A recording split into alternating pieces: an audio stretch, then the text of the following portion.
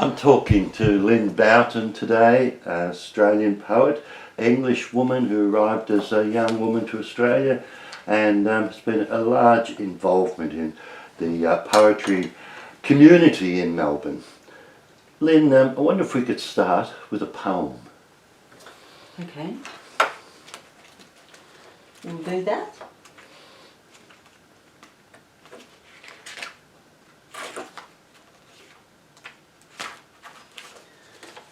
Okay, this poem's called The Dog Knew, and it's for Fiona Stewart.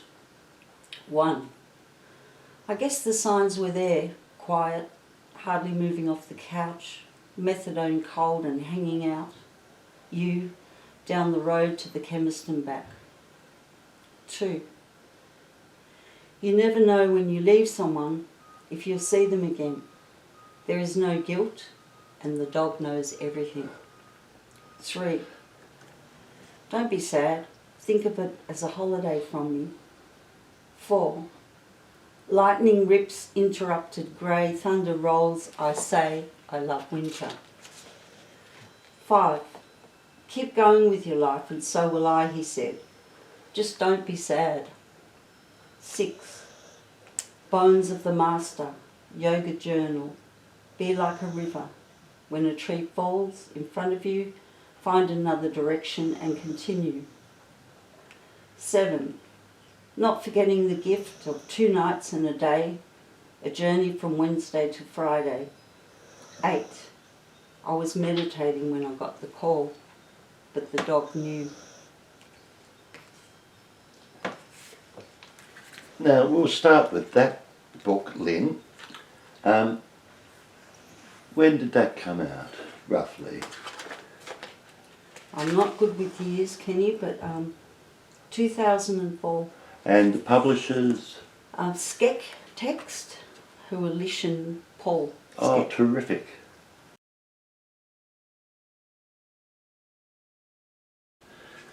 Now, Lyn, what was your first connection to poetry here in Melbourne? I'd say it was about 1978 when I did a degree in literature at VUT. John Mclaren was the head of department then, and he was into all the poets that I'd started reading, like Eric Beach, Pio, ACR, Yelchi, Mel Morgan, and the list goes on. Yes.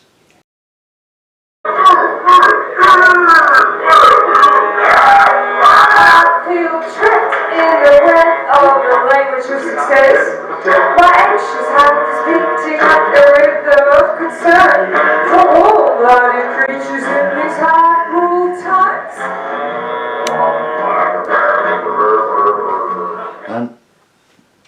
And how did it begin? Did you go to a poetry reading? Did you, for instance, can you maybe remember the first time you stood up in public and read? Oh, it was a lot of years till that happened, Ken. I was always involved in the poetry scene, but I was very shy. Still am. Yes. Find it really hard to read publicly. Like it, but find it hard. Well, I reckon the first time would have been at the Rochester Castle. That makes sense. It was a long time before you actually read.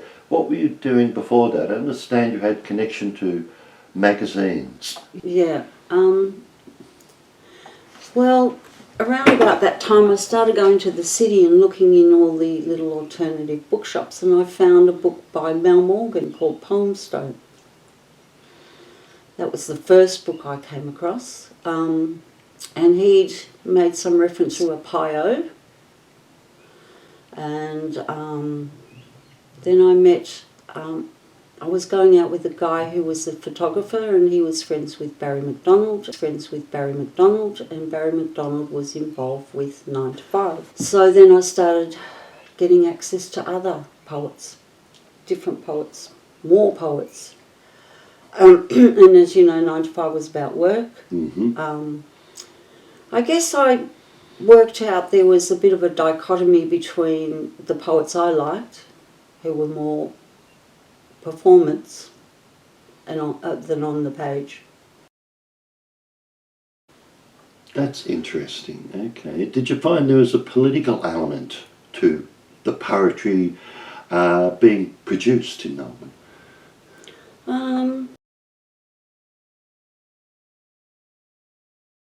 9 to 5, for instance, was a work ethic magazine, which was great because it not only was it work related, it wasn't your run-of-the-mill type workers either. Could be anybody from cleaners to Jazz Duke, who was in the public service, I think, then. Yes. Very famous for his shit poem. Shit poem. Actually, speaking of shit poem, at the same time that I started meeting all these poets, I was also involved in the newspaper on campus. And at that time, I remember that when the shit poem came out, there was a bit of somebody in the ABC wanted it banned or something like that. So we wrote an article saying, "Oh fuck, we said shit," in our newspaper, and did a presentation of Jazz Duke's The Shit Poem, which is a great poem. Yes. I still love that poem. Now, this poem is about the work I actually do, and it's called Shit Poem. I'm in the shit business. No kidding, I really am. I work in the sewage department. I do all graphs and flowcharts and conclusions. Today I was sitting at my desk trying to explain the dissolved air flotation process, where streams of little bubbles are released into a tank full of sewage to float the suspended solids up to the surface to be skimmed off. But what I was really thinking about was lunchtime. The canteen cook caters to the ethnic multitudes by putting on Italian eats most days. I was thinking of ravioli with meat sauce. But all the time I was writing things like, the sludge produced by this process is grey-brown in colour and does not produce offensive odours provided anaerobic conditions can be prevented. The sludge is really composed of my used ravioli, and the bosses used steak, and your used hamburger, and the vegetarians used brown rice, all mixed up together. And when it gets into this state, no one wants to know about it except me. I don't find shit offensive, most people do. They can't wait to push the button or pull the chain or something, and then they think the shit has vanished into the centre of the earth. Hasn't really, it just floats up somewhere else. However, it's all biodegradable. I reckon most people think that shit is the most deadly poison on the face of the earth. They'd rather face 10 tonnes of plutonium than half a bucket of shit, even their own. No curse in the English language is complete without the word shit included in it somewhere. Lunchtime arrived. I ate my ravioli. I had a shit. It was brown in colour. I felt a whole lot better. With 9 to 5, since we were on that, what were you doing? Proofreading, collating? I was helping sometimes put it together. I remember one night helping pie using the big guillotine at Strawberry Press, and the little room the guillotine was in was so small you had to reach up, pull down the lever and kick the door open. So really I was involved a little bit with the putting together of the magazine, sometimes helping collate it, because there were a band of people like Yelchi, Pie, Barry, Jazz, the Leah. All volunteers. Yeah. Yeah. Ray Cassar, who was also a poet, photographer. Mm-hmm. And my friend Kevin Wood, who was the photographer, he used to submit stuff too. So it was a great magazine because it wasn't just poems, it was also photography, it was also concrete Poetry, yes.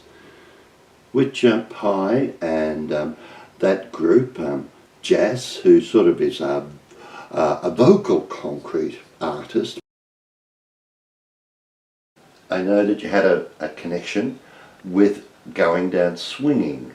That went from about 80s, somewhere in the 80s to somewhere in the 90s, is that right? I think there might have been even late 70s perhaps. Yes, yeah. I Well, it would have been in the Myron. late 70s, yeah. With Going Down Swinging, that wasn't just poetry, was it? It was also short prose. stories, prose, interviews. They were quite well known for their interviews. Mm-hmm.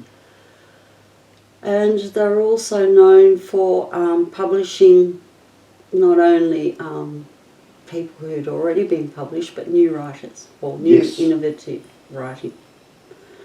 Very exciting. I remember Myron coming around on his push bike, really out of breath and very excited, because he and Kevin had just maybe decided they were going to put this new magazine out that was going to be different to And everything else. These two editors were... Kevin Brophy and Myron Lysenko. Okay. Look, it was amazing in those times, Ken. You could go to a reading any night of the week in Melbourne. Now, Lyn, La Mama, what was it like reading there? It was lovely because it's very intimate, as you know. You know, you can be sitting on part of a play set too while you're reading. I remember somebody reading out of a coffin even one time at La Mama. Was it Ian McBride? I can't remember, but anyway, it was a lovely venue because it was very intimate. Had a break at halfway through, so everybody got to mingle in the garden, sitting on the steps, having a wine. Yeah, it was lovely, Mama. Did you feel confident? Felt like a tribe to me. And one of the wonderful things about the tribe was that you could be a single parent and rock up to a reading. Your child could come. They would be made to feel very welcome. A lot of people who had maybe some sort of disability everybody was welcome. That was the wonderful thing about the poets. It wasn't a judgment, you know. Everybody had something to say and everybody was welcome to get up and say it. The open mic concept. Yeah. Often there'd be a feature or two features and then open mic. I found that very intimidating at first. But I guess you kind of get the hang of it and decide, yeah, I want to read a poem, you know. And then later it got to the blackboards where you would put your name down and read. Speaking of blackboards, remember Louise Craig's readings at Sambuca? Oh, the Sambuca readings? Yes. Yep. Where you would, that was wonderful, where you would go and read and you'd get to have dinner there. Yeah. And your poem would be up on the blackboard for a week or so before you did the reading. That was a great, and a little book came out of that, the Sambuca Poets. That's quite right. Which was wonderful. Louise was a big player in the late scene. 80s to the mid 90s, very important. Great work ethic. Great work. She was one of the editors when I did Going Down Swinging. So we'd go over to her place in Clifton Hill. She'd have picked up the mail and we'd go through all the submissions. Yeah. Great worker, Louise, and very, very, very smart woman. Now, there are other poets on the scene. Yeah, well, what can I say? Eric Beach, fine poet, can write anything really. Yeah, I was very interested in people like Eric when I first got on the scene because they were like seemingly simple writers, but not really simple at all. Like quite, well, you know Eric, he's quite an intellectual. Yes. Shelton, the larrikin poet, supposedly, with his interesting speech code, he could read like he'd just come from the ABC. Yes. Or, you know, his famous poem about jail was So Cold, Brother. The mattresses jail, yeah. were thin as two tally-hos.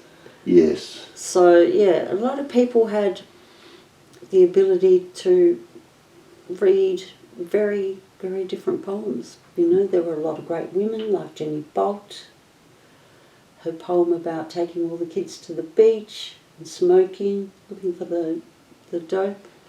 Lauren Williams, Mimi, of course, dear Mimi. She organised a lot of readings, Ken. Well, she did the gig guide for a lot of readings. Yes, she did. That's how we all got to know. Mimi was a fabulous historian of the Melbourne poets with her collection, this history that we're doing wouldn't be possible without her collection. And, well, you know, it's dedicated to her. There are other older women poets in those days. Jeannie Holmgren. Barbara Giles, Yes. Rosemary Nissen, Jennifer Strauss, very serious poets who were right behind the formation of the Poets' Union. Linda Stevenson, there's a whole bunch of names that pretty much were important in the 70s and 80s, really big, but by the time the 90s they were elderly women. Rosemary Nissen, she hung in there as a publisher too for a long time. Abalone Press. Yes, Abalone Press. As you get older, you forget names. Oh, it's yeah, ridiculous. Yeah, I can think of faces. Janet Body. Janet Body, yes. Who was that? Joan Scott. Joan, that's who I was trying to think of. The Eltham poets. Yes, yeah. Did you go to Montserrat? Yes, I did. The poetry festival. Yes, I did. Yeah. It was very exciting. Montserrat was very exciting. And it went for about 3 days. Yes. And so by the third day, people would be looking pretty washed out. I remember Shelton doing an interview on a plastic chair, and the plastic chair had heated up and it started sinking as he was reading. But yeah, I mean, they were the days, Kenny. They were the days. Going to the various festivals. Did you get to Adelaide at all? No, I never went to Adelaide, but I did go to Sydney. But unfortunately, I mean, there were heaps of Sydney poets. Nigel Roberts. Yes. The list goes on and on. Billy Marshall, Stone King. Yes. The list goes on and on and on. But unfortunately, there were no readings the 2 weeks that I was there. So that is what made Melbourne really remarkable. You could come to Melbourne any night of the week and trot along to a reading. That's right. Whereas Sydney, although they had lots of poets and I guess readings, they were more formal events. Yeah, and more scheduled, you know, in time slots that you either missed or hit or miss. Right. Because that's a lovely little book. Yeah, it is a lovely little book, little pocket size. Yes, beautifully produced. Yeah. They did a run of poets, Paul and Lish, but they also did an anthology, Flaming Nibs. That's right. Which was a wonderful anthology.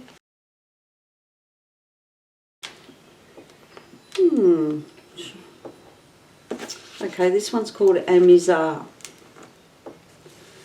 Gabrielle, 35, freezes her keys off next to the unlit fire. What makes French so sensual? Why does my phone ring when I don't feel like talking? Why is Myron never home these days? Do you suppose his answering machine ate him? Why do I think about submissions when I should be daydreaming? Are almonds really good for the heart? Do avocado contain cholesterol? What competency can you measure with the clothes exercise? Why is it still Thursday? How come it rained today? Why is Ben Price in Brunswick when really he lives in Daylesford? Why are Frank's parents so rich? Why are Frank's parents so unhappy? Am is are. Sorry, skipped a page. Is fulfillment a matter of chance or do we have a choice? We've run out of milk, but it's okay, we don't have a cat. The film is French, there is no sound, the music is loud, the man in the lift has glossy shoulder-length hair, too suave to be true. The woman in the lift is attracted to him, despite and irrespective. Voices on the wind. Dogs herald your return. My peace of mind is interrupted by boys at the door. There is another bicycle in the lounge room. We have not yet been introduced. I can't follow the film, but it's good to look at. I'm practicing Thursdays. It also brings to mind some of the other workers. We have people like Freddie, Tiernan, a terrific poet, confident of Shelton. Wonderful poet. And Wonderful poet. he was a printer. He's helped out the street poets with often paper. When I started, he got me a printing press and paper. Another is Paul Cullen, who was a friend of yours. And I probably met him through you, no doubt. He was a terrific sound recordist. So when Marita and I were doing Writers' Radio, People in Performance, Paul did the most beautiful sound collages for us. And at Radical Poets and Nightclub Poets, Paul was the sound man. So we had talented people from both ends of the spectrum. And a quiet poet was Paul Cullen, yes. too. And a performer, his sound stuff that he used to do. Yeah, God, we've been alive a long time, Ken. All the different, like, it's not till we start talking you remember lots of it. Well, it was a bit like an open-air university for poets to rub shoulders, learn. Yeah, but also a reaction to that precious poetry, to the dusty, musty, fusty poetry. Yes. I was lucky to be at VUT when John Mclaren was there because I did 3 years of literature. The first 2 years I wasn't really acknowledged or I didn't do very well, put it that way. Partly because I think the lecturers, although they were all wonderful, they were quite conservative. And then came John Mclaren, who was so encouraging. So to me as a student, he was encouraging, also as a poet. Just generally, I mean, we became activists because of John Mclaren. Not only writers, but also activists, And he was doing Overland at his home with Shirley, his wife Shirley. Performance poetry was derided by a lot of the academics for a long time. It was. And that gets back to what I was talking about. My first 2 years at VUT, I used to put 9 to 5s under the lecturers' doors. And although I didn't feel like I was very successful, I remember one lecturer in particular, Dirk Van Hartop, used to try and encourage me to come to his tutorials because he knew I used to put the 9 to 5s under the door, and he didn't consider that real poetry. And I used to argue with him, of course, about that. And he was into the classics, which, there's nothing wrong with the classics. You've got to know the classics. They've got to be read. Yeah. But, I remember I used to do it to be a bit wicked, And then I met John Mclaren, and his bookshelf was amazing.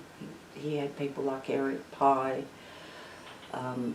Mel, your books. He had all the Melbourne poets' books on his shelves and was far more open to poetry in a non-musty, fusty, dusty way, It wasn't until third year I started getting reasonable results.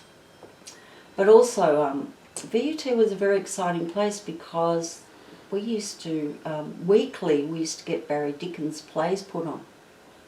So there was the tie between the playwrights too and the poets, right. like John Romerell, Barry Dickens. There's some amazing writers. Who was that guy that wrote Mr. Bastard and the Sideshow? Fitzroy poet. Oh, God. Anyway, I felt like the culture was so rich in those days, and there was a lot of overlap between playwrights, poets, artists, poets, novelists, poets.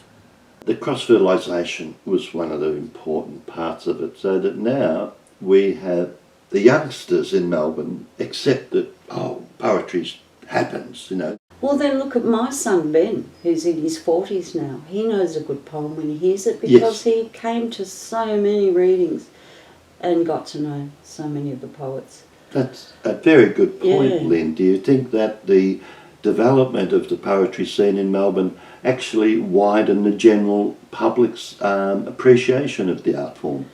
Well, I think it did, but it's hard to measure that sort of stuff. It is. Although, we can measure it by people who were considered maybe performance poets, but they were equally as good on the page, and they started getting into universities and things. Yeah. So, yeah, I guess it did. It did expand.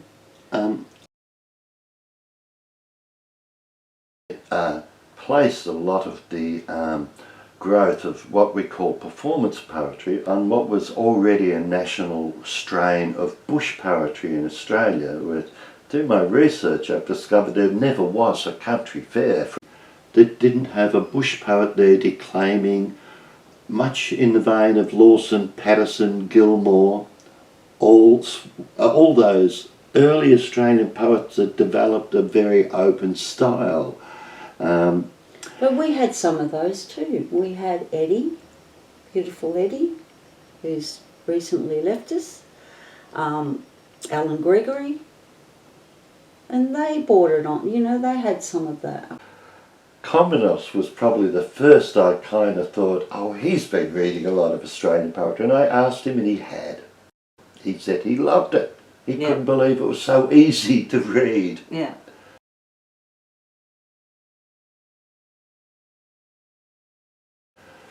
Yeah, he's an interesting poet in that he's, God, I found a book called The Baby Rap the other day, which would be about his daughter. Yes. Yeah.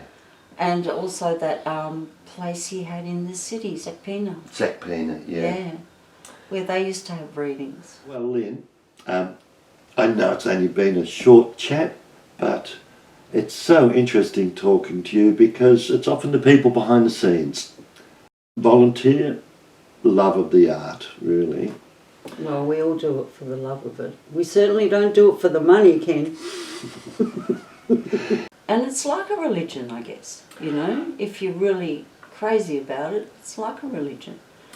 Yes, but we don't have any miracles. Well, we have some miracles. What about, speaking of miracles, Hannah and...